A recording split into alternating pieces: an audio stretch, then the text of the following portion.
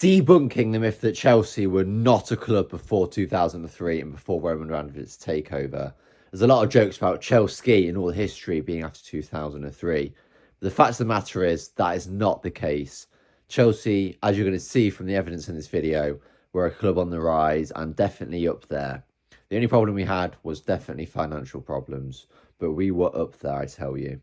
And I'm going to prove it to you in this video. I mean, this was the 6 years leading up to the takeover. 6 trophies: FA Cup, Cup Winners' Cup, League Cup, Super Cup, and also the FA Cup again. I mean, that is not a club that has no trophies.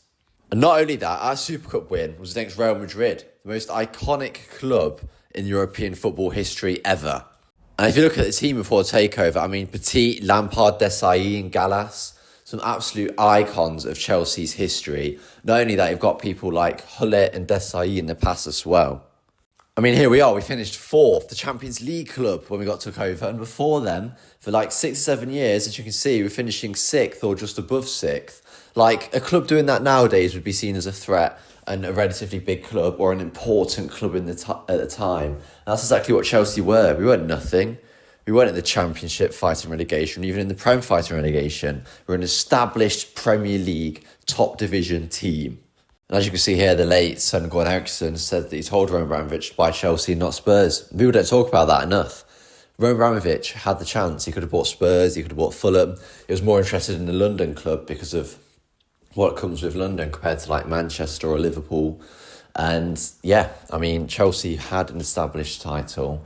We were establishing and we were in the top 6. So we bought Chelsea because it's a London club doing very, very well and needed less work than other London clubs. Hey, everything is all relative. So people talk about Chelsea in the context of, 2-time Champions League winner, multiple Premier Leagues winners, not in the context of what actually is a big club and what's not. Because there's many other clubs out there that would love to have our history before 2003, and that is a fact. Would love to be in the position we were in 2003, being a Champions League club, qualifying for the biggest competition in Europe at the time. I mean, how can you argue with that?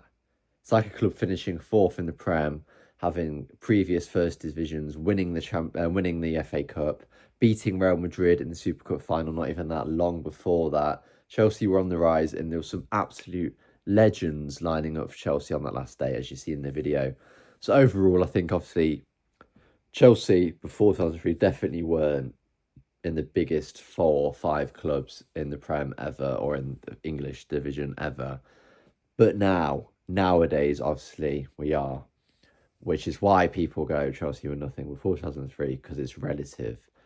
It's like Man City actually did win quite a lot before their takeover. They weren't in a good position when they took over, but they did win quite a lot. And there's other clubs out there that have less history before being taken over than Chelsea and Man City had, and that have been sort of changed and revolutionised. Talking about Chelsea, one club I'd love to see I would have said Newcastle a few years ago, but then they did get the Saudi ownership.